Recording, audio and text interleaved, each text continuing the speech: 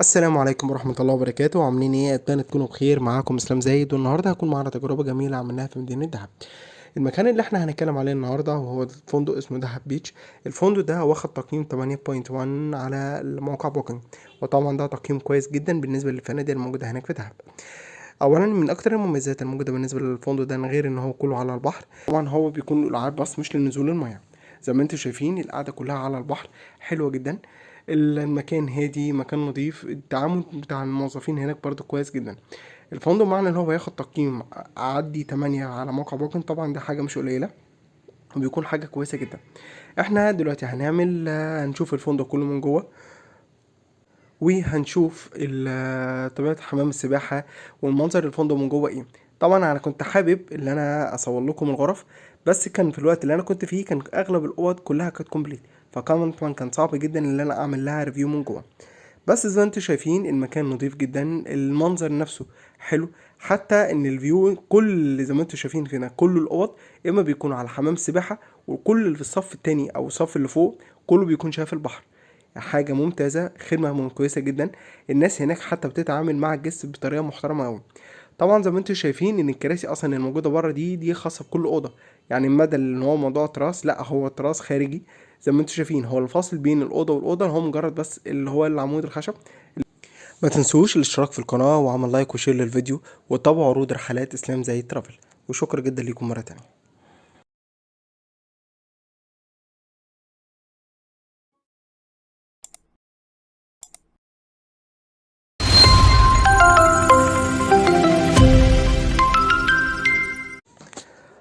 السلام عليكم ورحمة الله وبركاته. عاملين ايه؟ اتمنى تكونوا بخير. معاكم اسلام زايد، والنهارده هكون معانا تجربة جميلة عملناها في مدينة دهب. المكان اللي احنا هنتكلم عليه النهارده هو الممشى السياحي الموجود في مدينة دهب. اولا احنا بدأنا بالنسبة للفيديو بتاعنا من عند فندق شمس، من اول الممشى خالص. وحبيت ان انا اصور لكم الممشى كله بالكامل، بحيث اللي ما راحش دهب قبل كده يكون عارف ايه الحاجات الموجودة هناك وايه الخدمات وتكون متاحة. وطبعا زي ما انتم عارفين بالنسبه للفيديوهات اللي انا بعملها، بكون بحاول بقدر الامكان اللي انا بجيب كل المعلومات اللي هي هتفيدكم موجوده هناك. قبل اي حاجه انا كنت بس حابب ان انا اكد معاكم بالنسبه للممشى فيه كل حاجه انتم متخيلينها. بمعنى الكلمه كل حاجه موجوده هناك، من اول المطاعم، من اول الفول والطعميه لحد اشهر المطاعم بالنسبه للمشاوي. وفي هناك مطاعم مشهوره زي هارت اتاك، ومطاعم كبيره جدا موجوده هناك. دي حاجة. الحاجة التانية بالنسبة للسوبر ماركت، الأسعار هناك هي نفس الأسعار اللي عندنا في القاهرة، ممكن تكون أزيد بحاجات بسيطة جدا. مش هيكون في فرق كبير بالنسبة للأسعار الموجودة في شرم أو الغردقة. يعني أنا مثلا في أسعار في الشرم كانت زيادة عن الحاجة بتوصل ل15 وبتوصل ل16 جنيه، لكن في دهب الدنيا أحن شوية. في كل حاجة زي ما قلت لكم. بالنسبة لأنواع الملابس، في عندك هناك حاجات معمولة بهاند ميد حلوة جدا. في هناك محل أنا برضو صورت لكم، ده يعتبر من أشهر المحلات الموجودة هناك بالنسبة للروائح أو الحاجات الطبيعية. المكان ده مشهور ان كل حاجه فيه اورجانيك، مفيش اي مواد حافظه او مواد كيميائيه داخله في التركيبه. بيستخدم لعلاجات حاجات كتيره جدا، وكله من الطبيعه. انا طبعا يعني هو الفيديو ممكن يكون طويل شويه بالنسبه لكم، بس انا حبيت ان انا اصور لكم المكان بالتفصيل بحيث تكونوا انتوا عارفين كل حاجه. حتى نقطه العجل انا برضو سالت عليها هناك، بيكون الساعة عاملة 50 جنيه. يعني الساعة اللي انت تلف بيها بالعجل بيكون الفرد عامل 50 جنيه. وفي حاجة عجبتني جدا في المكان هناك، ان هو اصلا كل الكافيهات والمطاعم اللي هناك عاملين باركينج للعجل. طبعا الحاجات دي احنا ممكن نكون بنشوفها في اوروبا او بنشوفها في اماكن كتير، بس عمرك ما شفناها مثلا في اسكندرية او حتى في شرم او حتى في الغردقة. دي حاجة بصراحة عجبتني انا كاسلام. وكل مكان سواء كانت بقى مطعم او كافي او اي حاجة على البحر، حاطين هناك ستاند او مكان للباركينج بالنسبة للعجل. وطبعا دي حاجة بتكون كويسة جدا. تمام. انا دلوقتي كده باذن الله وان شاء الله كده هسيبكم دلوقتي مع الفيديو انتوا بيه، وباذن الله وان شاء الله لو في اي استفسار او حابين تسالوا على اي حاجه بخصوص العروض الاقامه في دهب، او رحلات دهب وسانت كاترين اللي احنا بننظمها كل خميس، او رحلات اللي هي بتاعت لفه سينا بتكون كل اربع باذن الله، هشرح لكم كل التفاصيل. معاكم اسلام زايد، واتمنى كل اللي ينزل عندي في الشركه بتاعتي شركه اسلام زايد ترافل بتعجبكم. ولو في اي حاجه ممكن تتواصلوا معايا. وهسيبكم دلوقتي تستمتعوا بالممشى السياحي اللي موجود في مدينه دهب. وشكرا جدا لكم. ما تنسوش اللايك والشير للفيديو وعمل سبسكرايب في القناة. وطبعا اتمنى ان انتوا تبعتوا الفيديو ده لكل اصحابكم، ممكن تفيد ناس تانية كتير.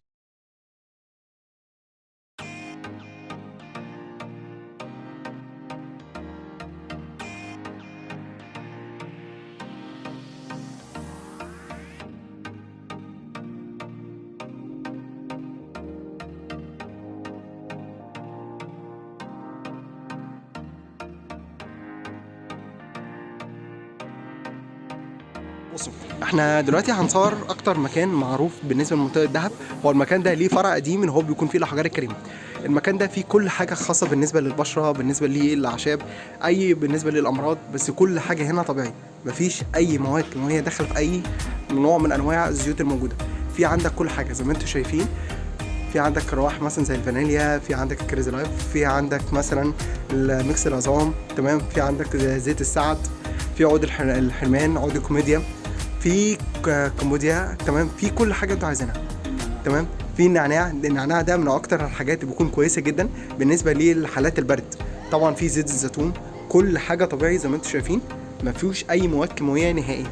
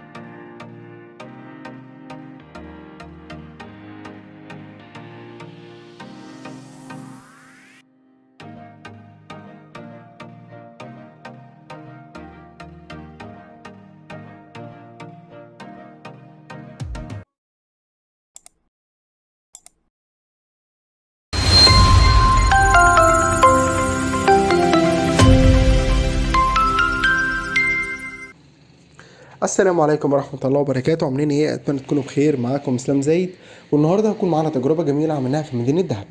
المكان اللي احنا هنتكلم عليه النهارده هو اسمه فندق اسمه ياسمينة. الفندق ده بصراحة هو الميزة من اكتر من المميزات ليه الخاصة بالفندق.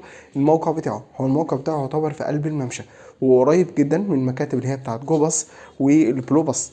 فطبعا دي حاجة كويسة بالنسبة للمواصلات. وكمان حاجة تانية من أكتر الحاجات المعروفة هناك جدا هناك بالنسبة لي الفندق، إن هو عنده بالنسبة لي هو واخد نصيتين. ناصية بتطل على السوق مباشرة، والناصية التانية بيكون جانبي من شارع السوق. فطبعا دي حاجة كويسة جدا لو واحد عايز مثلا عايز ينزل في فندق يكون قريب من الممشى وقريب في نفس الوقت من المواصلات. دي الحاجة التانية بالنسبة للمكان هناك الأول بتاعتها كويسة. في هناك النظام طبعا بالنسبة للفندق ده ليه فرعين، في فرع في الممشى وفي فرع بيكون على البحر مباشرة، أو اللي هو بيكون السيبيو. طبعا انا المكان اللي احنا عملنا له ريفيو او المكان اللي احنا شفناه زي ما انتم شايفين ده اللي هو الفرع اللي موجود فيه الممشى. انا حبيت ان انا اصور لكم كل حاجه وهناخد فكره بالنسبه للفندق، وفي نفس الوقت كمان بالنسبه للاوض. ولو حابين تستفسروا عن اي حاجه ممكن تكتبوا لي في الكومنتات. اهم حاجه ما تنسوش ان انتوا تتابعوا عروض رحلات اسلام زايد على قناه اليوتيوب وعلى صفحه الفيس. ولو حابين تستفسروا عن حاجه ممكن تكتبوا لي بس. هسيبكم دلوقتي للفيديو. ما تنسوش طبعا الاشتراك في القناة وعمل لايك وشير للفيديو، وتابعوا عروضي الرحلات بتاعتي، واتمنى باذن الله كده تعجبكم. شكرا جدا لكم.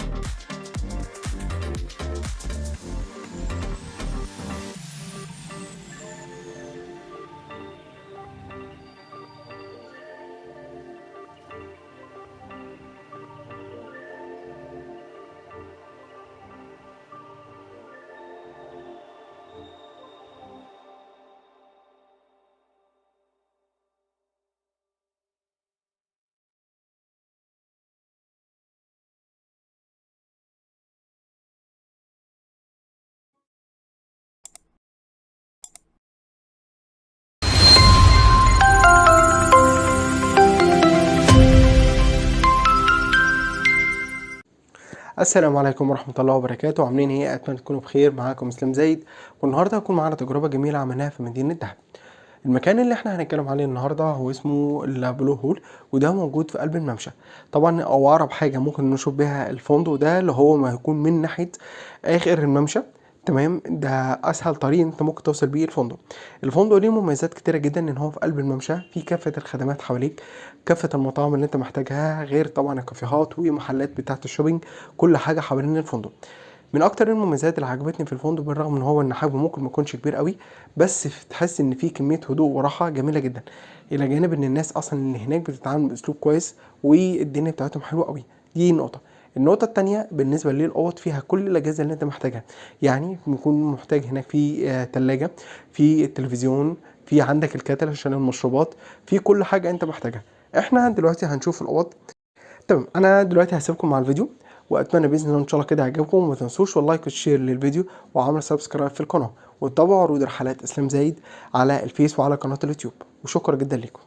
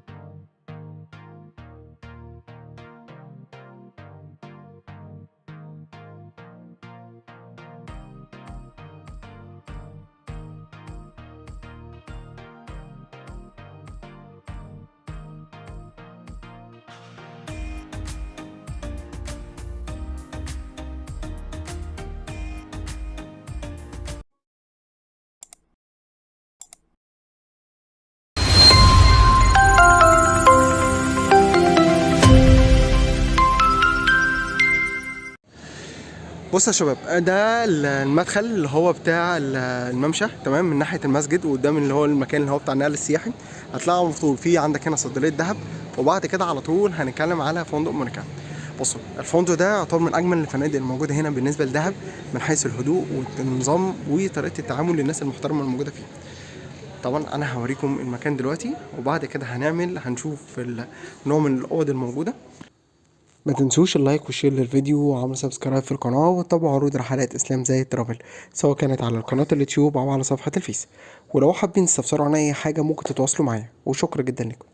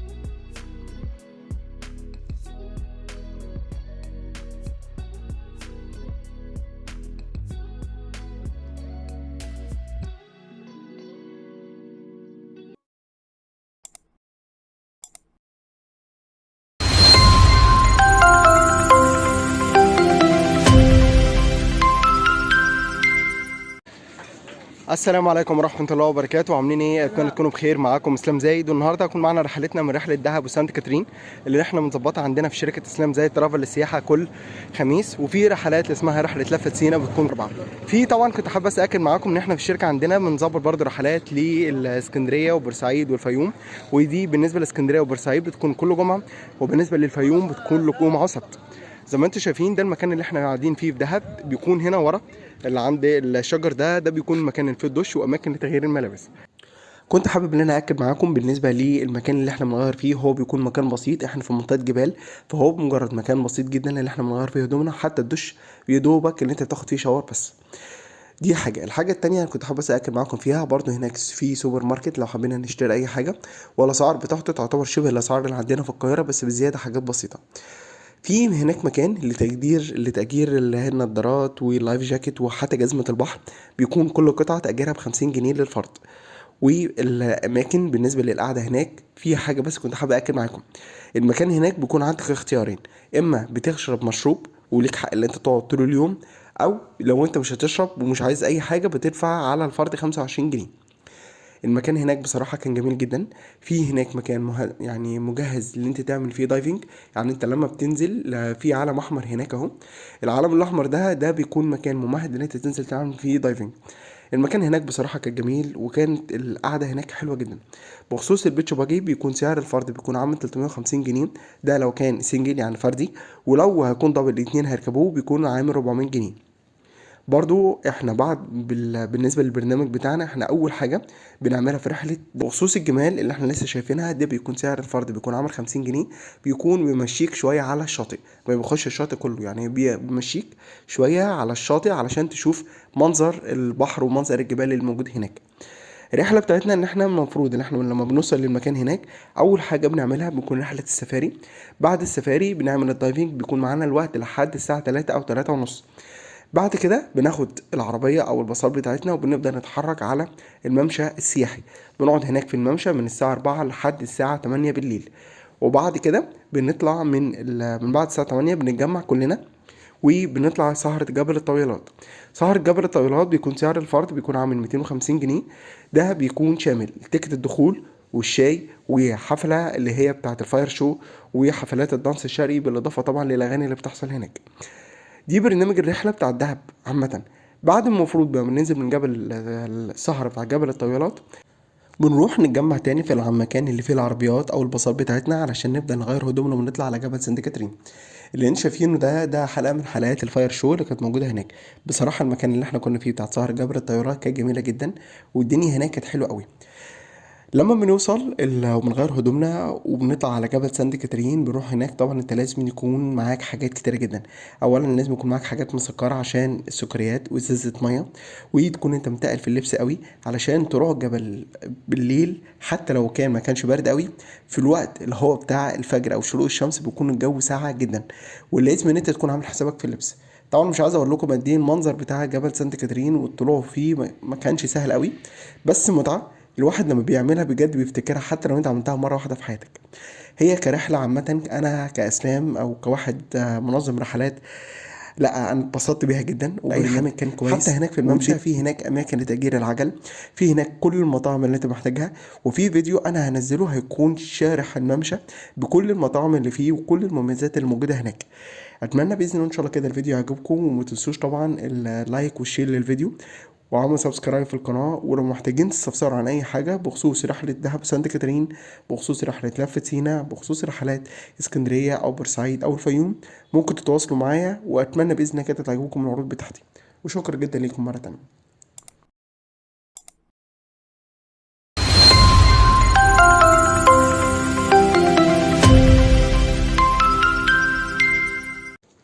السلام عليكم ورحمة الله وبركاته. عاملين ايه؟ اتمنى تكونوا بخير. معاكم اسلام زايد، والنهارده هيكون معانا تجربة جميلة عملناها في مدينة بورسعيد. الفندق اللي احنا هنتكلم عليه النهارده هو اسمه فندق جراند اوتيل، ده موجود في مدينة بورسعيد في شارع الشهيد عاطف السادات. طبعا زي ما انتم شايفين اللي قدامنا ده مسجد الشاطئ، وهو يعتبر الفندق صف اول على البحر على طول. من اكتر المميزات اللي ممتاز بيها الفندق الموقع بتاعه. اولا انتوا في منطقه الشواطئ، يعني في عندكم اولا كافه انواع الشواطئ بتاعت مدينه بورسعيد. الى جانب كده في هناك اماكن لتاجير العجل والموتوسيكلات، في كافه المطاعم اللي انتوا محتاجينها، واماكن كتيره جدا للشوبينج بالنسبه للملابس او اي خدمات اخرى. الفندق بصراحه هو التقييم بتاعه فندق 4 نجوم. الاقامه فيه بتكون بالفطار اوبن بوفيه. الفندق واخد تقييم 8.2 من 10 على موقع بوكينج، طبعا ده تقييم جامد جدا او عالي بالنسبه لمنطقه مدينه بورسعيد، وهو اصلا الموقع محدده ان ده اعلى تقييم بالنسبه للفنادق في مدينه بورسعيد. وطبعا احنا هنشوف مكان المطعم الاساسي بتاع الفندق بصراحه ممتاز. انا يعني هنشوفه دلوقتي بالتفصيل وهنعرف كل المميزات اللي فيه. الفندق من المميزات اللي عجبتني جدا ان هو الاسلوب الراقي للناس الموظفين اللي بيتعاملوا بيه هناك، حاجه ممتازه جدا. وطبعا دي حاجه اي واحد لما بيجي يتعامل مع اي فندق بيهتم جدا بالاسلوب وطريقه الكلام.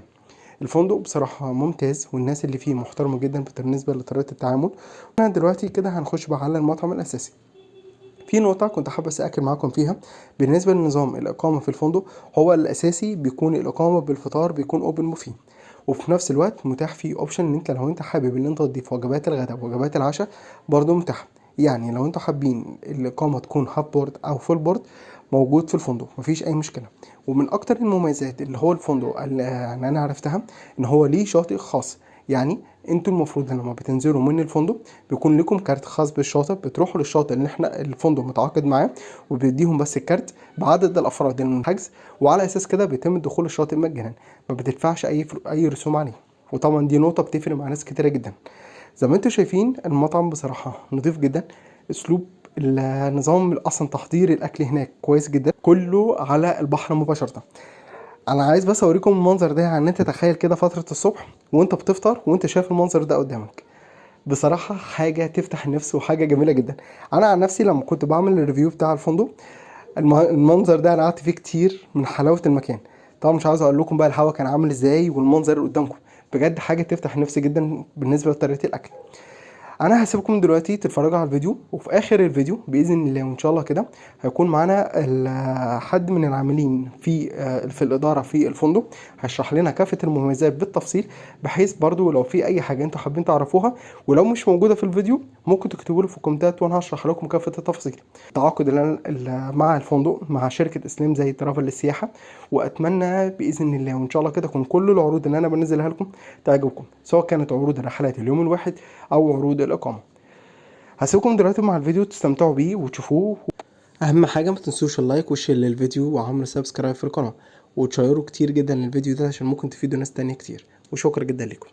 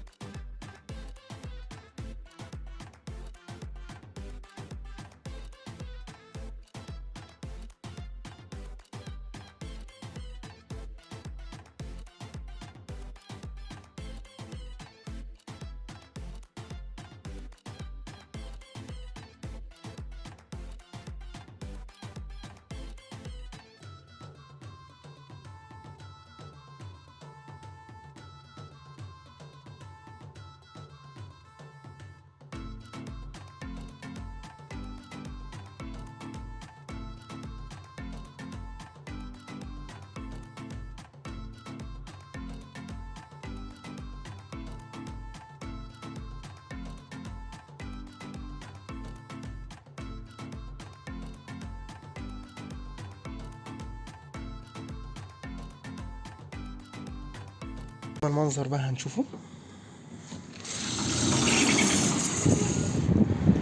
انا مش عايز اقول لكم الهواء عامل ازاي.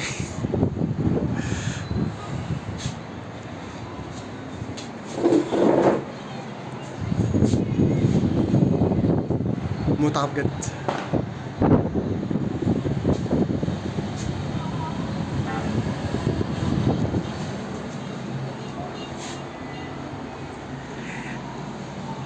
فندق جراند اوتيل موجود في مدينة بورسعيد.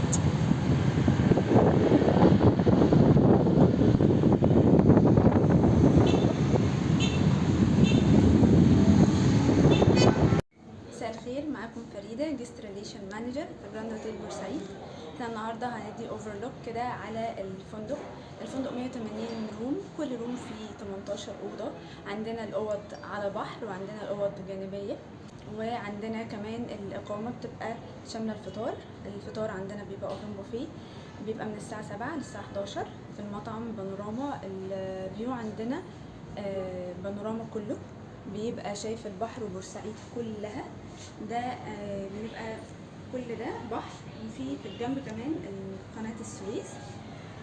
عندنا كمان الاكسس للبيتش الاوتيل، ده بيبقى فور فري، بيبقى مع الاقامة. وعندنا كمان المطعم مفتوح 24 ساعة لأي حاجة، في غدا، في عشاء، في كل حاجة، في حتى سناكس، في حلويات، في كل حاجة. طيب هقول لحضرتك حاجه. طب احنا مثلا الاساسي بالنسبه للجست الموجود بيكون الفطار بيكون اوبن بوفيه. طب احنا كده لو خلينا الاقامه سواء كانت مثلا هاف بورد او فول بورد على حسب الاوبشن بتاع الفندق، طبعا بيكون السعر مختلف. طبعا لكن العميل لو عايز فطار فقط مفيش مشاكل. مظبوط. هو مثلا حب بقى يزود الغداء او يزود العشاء، دي حاجه مش اساسيه.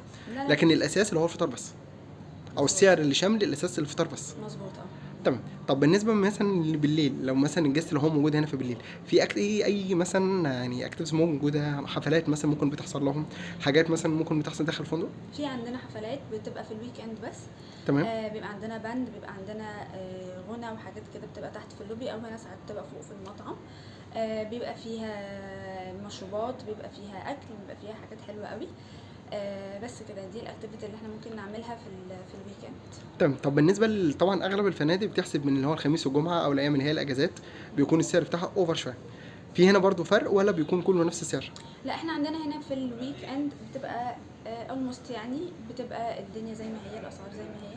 طب ممكن كويس في جدا. الاعياد هي اللي ممكن ده اكيد الأجازات طبعا. الرسميه هي اللي بيبقى عندنا السعر بنبقى بنعليه قوي، بس احنا يعتبر افضل سعر في بورسعيد حاليا بالنسبه لامكانيات الفندق وبالنسبه للفيو، لان مفيش فندق اصلا في بورسعيد في كل الادوار دي بنفس الفيو ده. فاحنا بالنسبه لنا الاسعار حتى لو بتزيد اتس اوكي، بتبقى جميله جدا ومناسبه جدا للجست. طيب كويس جدا. طب في نقطة برضه كنت عايز أسأل عليكم فيها، طبعا زي ما حضرتك قلتي إن هو بالنسبة للأجازات طبعا بيكون في سعر مختلف، ودي أنا معاكي فيها. طيب بالنسبة للأيام العادية أو بالنسبة لدخول الشاطئ، دخول الشاطئ طبعا إحنا عارفين إن زي ما حضرتك قلتي هو بيكون تبع الجست اللي نازل في الفندق هنا، بيكون في شاطئ معين إحنا المفروض نتعامل معاه ولا أي شاطئ؟ لا، بيبقى في شط معين تمام. نتعامل معاه. هو اسمه إيه؟ الجست بياخد مننا كارت بيروح بيه، احنا بنكتب له اسم المكان اللي بيروحه. تمام. بيبقى هناك، هو احنا بنكتب له برقم الروم بعدد الافراد، وبيروح هناك على طول. ممكن ينزل البحر، ممكن يقعد، تصوفي، مفيش مشكله. طيب كويس جدا.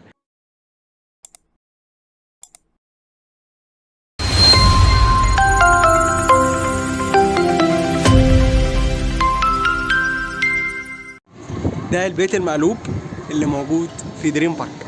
طبعا دي اول تجربه ليا، هنخش نشوفه. طبعا زي ما انتم شايفين اول حاجه التعليمات اللي هو عدم دخول المأكولات والمشروبات، المكان للتصوير فقط، وعدم تحريك الاشياء من امكانها. تمام. خلاص احنا بقى هنبدا نخش دلوقتي كده، هنبدا بقى نخش نشوف المكان.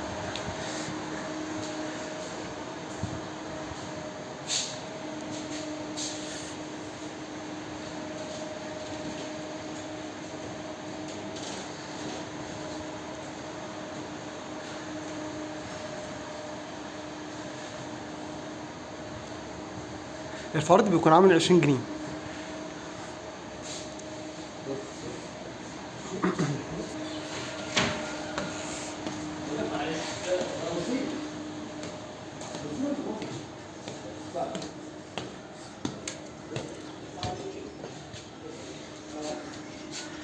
بصوا كل حاجه بالشقلوب. حتى على العربيه.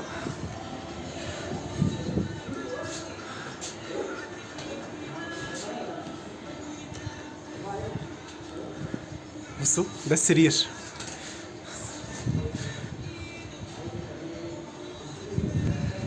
ده المفروض ان هو باب الاوضه.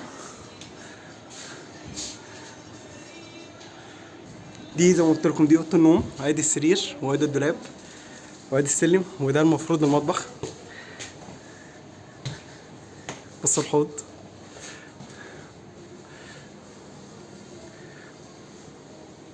البيت المقلوب،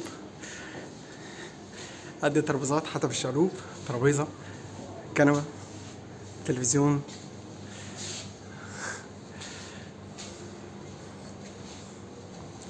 زي ما انتم شايفين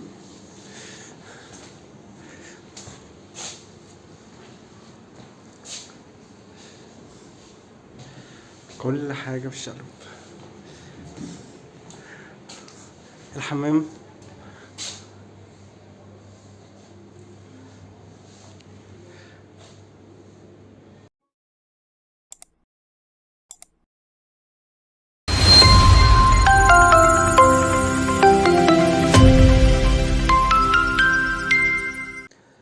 السلام عليكم ورحمة الله وبركاته. عاملين ايه؟ اتمنى تكونوا بخير. معاكم اسلام زايد، والنهارده هكون معانا تجربة جميلة عملناها في القاهرة. المكان اللي احنا هنتكلم عليه النهارده هو فندق الفراعنة. الفندق ده اولا بالنسبة للموقع بتاعه يعتبر هو بين الدقي وبين مسرح البالون الموجود في العجوزة. الموقع بتاعه بصراحة ممتاز، فيه كافة الخدمات اللي انت محتاجها، يعني مثلا زي سوبر ماركت، مطاعم، كل ده حوالين الفندق، مفيش اي مشاكل.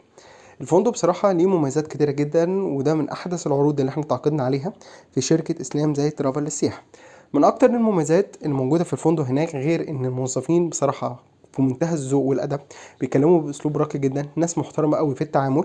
واي فاي مجانا على طول، سواء كانت لو انت قاعد في ريسبشن أو قاعد في الغرف، وطبعا دي حاجة ممكن بتفرق مع ناس كتير. الفندق طبعا كنت عايز بس اكد معاكم فيه ان اغلب اللي شغال فيه بيكون اجانب، بالاضافه طبعا للمصريين، ففندق كويس جدا. ولو حد حابب يحجز سواء كانت بالنسبه للمصريين او الاجانب، ممكن يتواصل مع الشركه بتاعتي. دي الحاجه التانية كنت حابب اكد معاكم فيها بالنسبه لي في برضو مطعم داخل الفندق او كافي. اللي بصراحه كافي كان ممتاز جدا، في كافه الخدمات اللي انت محتاجها، في برضو العصاير، في عندك المشروبات، حتى في هناك نظام البيتزا، الوجبات، سندوتشات، كل حاجه موجوده في الكافيه. بعد كده احنا هنخش بقى على المطعم الاساسي الموجود في الفندق. كنت حابب بس اكد معاكم بالنسبه للاقامه في الفندق بيكون بالفطار فقط. الفطار بيكون اوبن بوفيه، وده المكان اللي احنا بنفطر فيه. المطعم ده بيكون موجود في الدور العاشر في الفندق، علشان طبعا كل ما بتعلى في الادوار اللي هي على النيل بتدي منظر حلو زي ما احنا هنشوف دلوقتي. بالنسبه للفطار هو مواعيده اغلبها بيكون من الساعه 7 لحد الساعه 10. ده بالنسبه لمواعيد الفطار. طبعا زي ما انتم شايفين الفيو بجد حاجه ممتازه بصراحه، المنظر جميل جدا، وزي ما قلت لكم القعده هناك على الفطار وانت بتشوف المنظر ده بتهيألي هيكون حلو جدا. في حاجه تانية كنت عايز بس اكد معاكم فيها، اللي احنا دلوقتي هنعمل جوله بالنسبه للغرف، وهنشوف الغرف اللي هي بتكون الفيو بتاعها على النيل، وهنشوف الغرف اللي هي بتكون على الشارع او على الحدائق.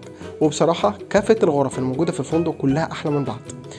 المكان بصراحة أو كل أوضة من الأوضة الموجودة في الفندق بيكون فيها التلاجة اللي هي الميني، بالإضافة طبعا للتلفزيون، بالإضافة طبعا للتكييف، وفي كافة الخدمات اللي انتم محتاجينها. وزي ما قلت لكم طبعا الفري واي فاي بيكون هم كاتبينه على كل تلاجة، بحيث ان اي حد عايز يعمل تشيك ممكن يعمل تشيك، بيعمل سكان للباركود وهيشتغل واي فاي معايا على طول. لو انتوا حابين تحجزوا سواء كانت بالنسبه للمصريين او الاجانب، ممكن تتواصلوا معايا. واسيبكم دلوقتي مع الفيديو، واتمنى باذن الله وان شاء الله كده يعجبكم. ما تنسوش تتابعوا عروض رحلات اسلام زايد ترافل على الفيسبوك وعلى اليوتيوب، ولو في اي حاجه ممكن تكتبوا لي في الكومنتات. ما تنسوش اللايك والشير وسبسكرايب في القناه، وشكرا جدا لكم مره تانية.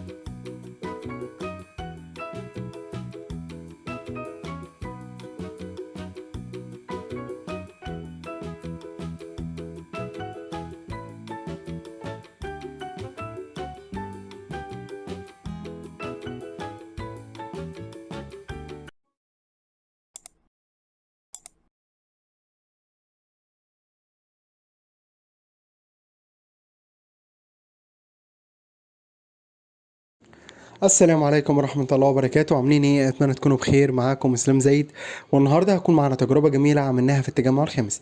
الفندق اللي احنا هنتكلم عليه النهارده هو اسمه فندق رماش. ده موجود في محور المشير الطنطاوي قبل شارع التسعين في التجمع الخامس.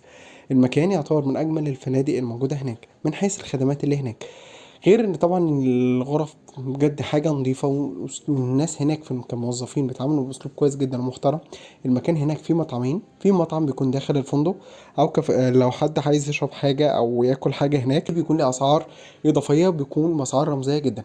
طبعا هم موفرين هناك مكنة اي تي ام داخل برضو الريسبشن، ودي ميزة برضو لو حد عايز يسحب فلوس. في هناك برضو مطعم تاني، ده بيكون المطعم الاساسي بتاع الفندق، ده الخاص بالنسبة للاقامات. الإقامة هناك في الفندق عامة بتكون بالفطار، بتكون ست منيو. طبعا متاح هناك بالنسبة للفندق، في هناك رحلات ديوز وفي رحلات إقامة، وكلها بيتم تنسيقها مع شركة إسلام زي ترافل. شركتي أتمنى بإذن الله وإن شاء الله كده تعجبكم العروض اللي أنا بنزلها منها. من الخدمات اللي احنا هنتكلم عليها هناك في بالنسبة للفندق، اولا في هناك غير الحمام السباحة والعمق بتاعه بيوصل لحد 2 متر، في على طول في اغاني بتشتغل هناك على حمام السباحة. في برضو يوم الجمعة بتحصل حفلات والمناسبات خاصة بيكونوا على حمامات السباحة، ودي طبعا دي بتساعد او تعجب ناس كتيرة جدا من الجست. غير كده في برضو هناك ركوب خيل، في عجل، في هناك جيم. الجيم ده بيكون ليه رسوم بسيطة جدا بالنسبة للحصة هناك. وكمان في هناك كيدز اريا كبيره جدا هتعجب الاطفال كلها، وفي هناك لعبه البنت بول، وفي لعبه سباق عربيات. بصراحه الفندق فيه خدمات كتيره جدا مش موجوده في اي فندق، ده حتى السينما داخل الفندق موجوده. في هناك سينما كامله داخل الفندق، وطبعا دي حاجه ما تخليش الواحد عايز يخرج بره الفندق اصلا. واتمنى باذن الله وان شاء الله كده تعجبكم الفيديو اللي انا عامله للمكان هناك. ما تنسوش الاشتراك في القناة وعمل لايك وشير للفيديو، ولو حابين تستفسروا على اي حاجة تكتبوا لي في الكومنتات، وتابعوا عروض شركتي اسلام زي ترافل للسياحة. وشكرا جدا لكم. تمام، دي غرفة ال 104 اللي بيكون الفيو بتاعها على الباب الرئيسي بالنسبة للفندق. طبعا زي ما انتم عارفين بالنسبة لنظام الكارت اللي احنا بنحط الكارت هنا، خلاص ادانا الضوء الاخضر اللي احنا بنخش. بعد كده بنخش هنا في المكان عشان الكهرباء، زي ما انتم شايفين ادي الكهرباء اشتغلت خلاص. بعد كده احنا هنخش هنا على المكان اللي بيكون فيه بالنسبة للحمام.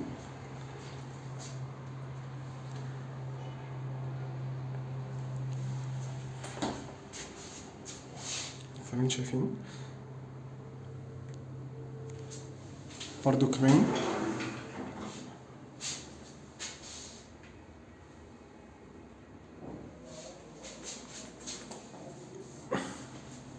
حاطين برضو بالنسبة للشمبهات حاجات برضو كويسة جدا.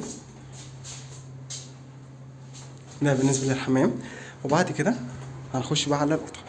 الأوضة طبعا زي ما انتم شايفين بيكون فيها تلفزيون، بيكون في عندك برضو التلاجة، في التكييف. تمام، هنشوف برضو بالنسبة للدولاب برضو الخزنة، برضو حاطين هنا الكاتل بالنسبة للأوضة اللي هي فيها المشروبات زي ما انتم شايفين. ادي بالنسبة للخزنة زي ما انتم شايفين. ادي الصف اللي في النص.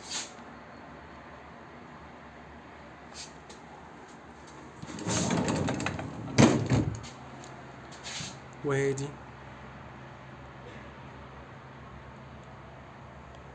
ده بالنسبة للدولاب. طبعا زي ما قلت لكم بالنسبة للتلاجة، هنا في التلاجة اللي هي بتكون الميني، بيكون فيها طبعا زي ما انتم شايفين بيكون فيها مشروبات وشوكولاتة وعصاير ومية. تمام، في برضو هنا بالنسبة للمكان اللي احنا هنحط فيه جوز او الشنط، برضو مدينا الشبشب. الأوضة دي غرفة سنجل زي ما انتم شايفين، او ممكن تتاخد برضو غرفة دبل.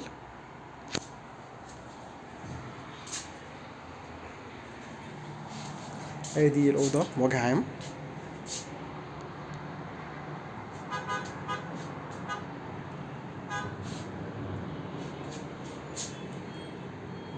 تمام، وبعد كده هنخش بقى على الفيو.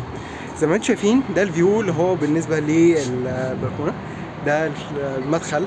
ده الطريق اللي احنا قدامنا، ده الطريق اللي بيكمل على طريق 90 او شارع المشير زي ما انتم شايفين. برضو الجست خلي بالك ان الفندق شغال كويس جدا، بيجي له عملاء كتير. كان لسه في حد من المشاهير كان موجود هنا النهارده، من اللعيبه يعني المشهورين جدا، كان عامل اقامه هنا في الفندق النهارده. بصوا احنا دلوقتي كده هنخش على شاليه رقمه 419، والمفروض ان احنا هنشوف بقى احنا دلوقتي خدنا فكره عن نظام الغرف، ودلوقتي هنشوف بقى نظام الشاليهات. اول حاجه بنعمل كده لحد ما يدينا الضوء الاخضر، وبعد كده نفتح الباب. وطبعا زي ما انتم عارفين ان احنا اول حاجه بنعملها اللي احنا بندخل الكارت هنا علشان الكهرباء زي ما انتم شايفين. بعد كده هنخش بقى طبعا بالنسبه للحمام، ادي الكابينه.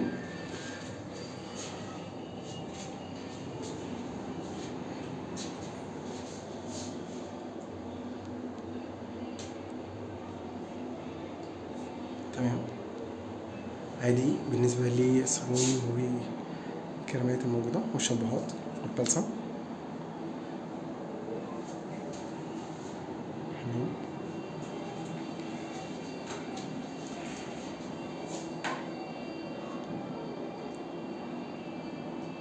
حاجه بجد نضيفه جدا.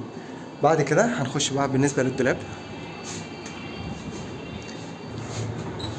طبعا زي ما انتم عارفين موضوع الغزل دي بقت حاجه اساسيه بالنسبه للفنادق، وخاصه الفنادق اللي هي بتكون 5 نجوم عشان الامانات.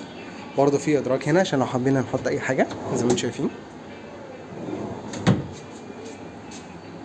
تمام، ادي الناحيه الاولى، وبعد كده هناخد الناحيه الثانيه.